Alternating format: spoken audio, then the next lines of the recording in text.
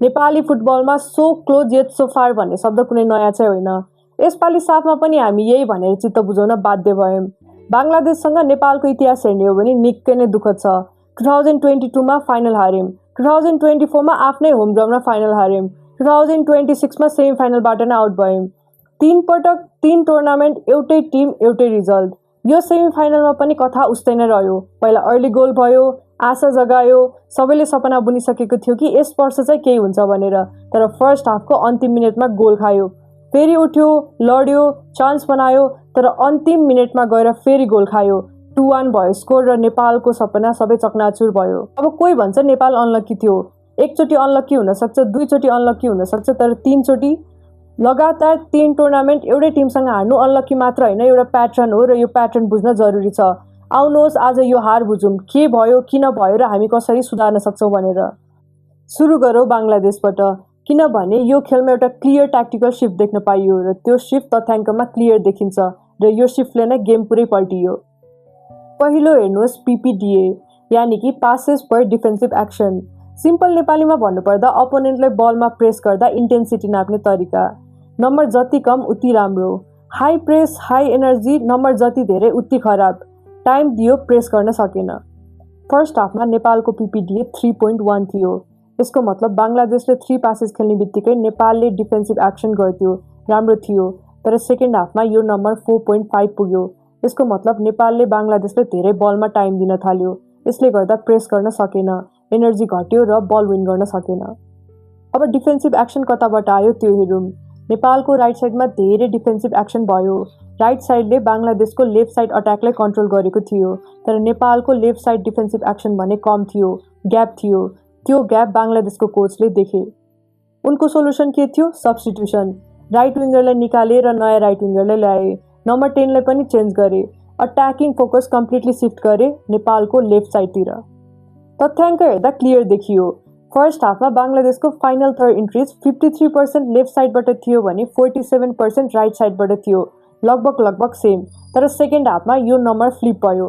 31% left साइडबाट थियो भने 58% राइट साइडबाट थियो। बङ्गलादेशले सेकेन्ड हाफमा नेपाललाई लेफ्ट साइडबाट टार्गेट गर्न थाल्यो। सर्ट लोकेसनले नि त्यही कथा भन्छ। बङ्गलादेशले बक्सभित्रबाट 5 सर्ट्स हान्यो, त्यसमध्ये 3 सर्ट राइट विङ्गरले राइट साइडबाट हान्यो। बङ्गलादेश कोचले नेपालको विकनेस देखे, चेन्ज गरेर खेल नै पल्टियो। अब यो कुराले यो देखाउँछ कि अपोनेन्टको खेल बुझ्नु र रिभ्यू गर्न कतिको महत्त्वपूर्ण छ भनेर।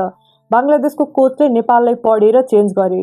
अब हामी नि त्यही गरौँ, नेपालको पर्फर्मेन्सलाई रिभ्यू गरौँ, कहाँ इम्प्रुभ गर्न सक्छौँ, कहाँ चुक्यौँ त्यो हेरौँ।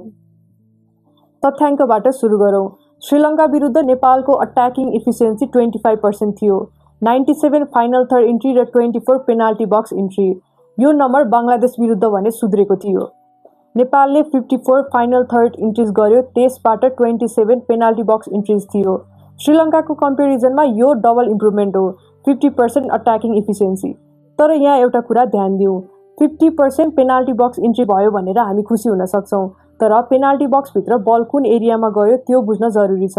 त्यो बुझ्नको लागि गोल्डेन जोनको कुरा गरौँ। गोल्डेन जोन भनेको पेनाल्टी बक्सभित्रको सबैभन्दा खतरनाक एरिया हो।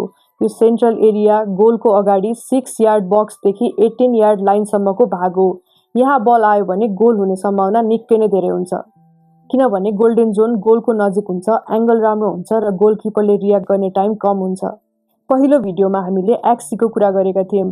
XC भनेको सर्ट गोल हुने सम्भावना। बक्सभित्रको सर्टको XC हाई हुन्छ, बक्स बाहिरको सर्टको XC लो हुन्छ। गोल्डेन जोनको सर्टको XC धेरै नै हाई हुन्छ। टप लेभल फुटबलमा धेरै जसो गोल गोल्डेन जोनबाट आउँछ। एरिया सानो छ तर इम्प्याक्ट ठुलो छ। बङ्गलादेश विरुद्ध नेपालले पेनाल्टी बक्समा 27 चोटि इन्ट्री गर्यो, नम्बर राम्रो हो। तर गोल्डेन जोनमा कतिचोटि इन्ट्री गर्यो? जम्मा 9 चोटि मात्र। 27 पेनाल्टी बक्स इन्ट्रिज मध्ये जम्मा 9 चोटि गोल्डेन जोनमा।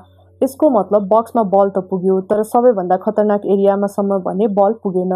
गोल्डेन जोनमा बल नपुग्दाखेरि यसको डाइरेक्ट असर सर्ट क्वालिटीमा देखिन्छ। आउनुहोस् नेपालको सर्ट तथ्याङ्क हेरौँ। नेपालले जम्मा 18 शट्स हान्यो र 18 शट्समा 1 गोल मात्र भयो। अब महत्त्वपूर्ण कुरा यो छ कि यो 18 शट्स कहाँबाट आयो? 9 शट्स बक्सभित्रबाट आयो भने 9 शट्स बक्स बाहिरबाट। त्यसमध्ये 8 शट्स गोल्डेन जोनबाट आएको थियो। बक्सभित्रबाट शट आउँदा, गोल्डेन जोनबाट शट आउँदा गोल हुने सम्भावना धेरै हुन्छ। यो नम्बर हेर्दा राम्रो लाग्छ। तर नेपालको 9 सर्च मध्ये 5 कर्नरबाट थियो। कर्नर हटाउँदा ओपन प्लेबाट बक्सभित्रबाट जम्मा 4 सर्च थियो र आज नेपालको गोल नि कर्नरबाट नै आयो, ओपन प्लेबाट आएन।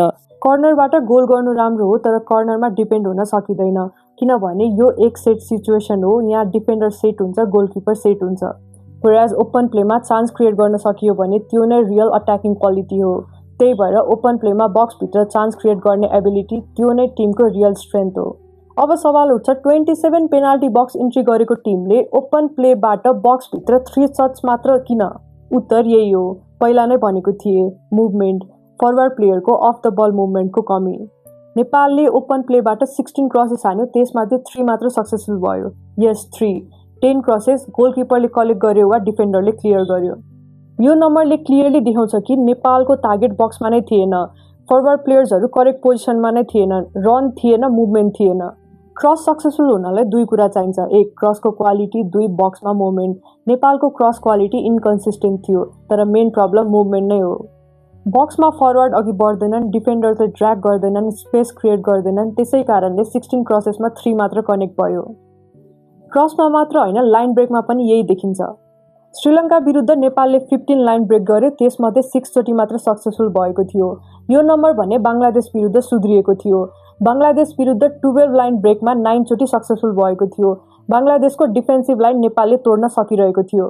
तर फेरि त्यही प्रब्लम, बल डिफेन्सिभ लाइन पछाडि पुग्यो तर फरवर्ड रेडी थिएनन्, टाइमिङ मिलेन, रन भएन। त्यही कारणले लाइन ब्रेक सक्सेसफुल भए पनि त्यसलाई चान्समा कन्भर्ट गर्न भन्ने सकिएन। सो हेर्नुहोस् त कनेक्सन, क्रस गर्यो, टार्गेट छैन, लाइन ब्रेक गर्यो, रन छैन, बल राम्रो ठाउँमा पुग्यो तर गोलको चान्स नै बनेन। किनभने मुभमेन्ट नै थिएन। यो सबै प्रब्लम एउटैको कारणले हो, मुभमेन्ट बिना गोल नै हुँदैन। नेपालको लागि यो हार निकै नै पीडादायी थियो। हामी यो हारबाट धेरै कुरा सिक्न सक्छौँ। सबैभन्दा ठुलो हार तब हुन्छ जब हामी यो हारबाट केही पनि सिक्दैनौँ। आज हामीले यो भिडियोमा त्यही गर्ने प्रयास गरेका छौँ। नेपालको कमी कमजोरी हेर्ने प्रयास, नेपालले के गर्न सक्छ, नेपालको कहाँ सुधार गर्न सकिन्छ भन्ने हेर्ने प्रयास गरेका छौँ। गेम सकिने बित्तिकै सबै कुरा थाहा हुन्छ भने हुँदैन, तर हामीले रिभ्यू गर्यो भने हामीले त्यहाँ नयाँ कुरा देख्न सक्छौँ। हाम्रो च्यानलको उद्देश्य पनि त्यही हो, नयाँ सानो डिटेल्स बुझ्ने र बुझाउने। धन्यवाद।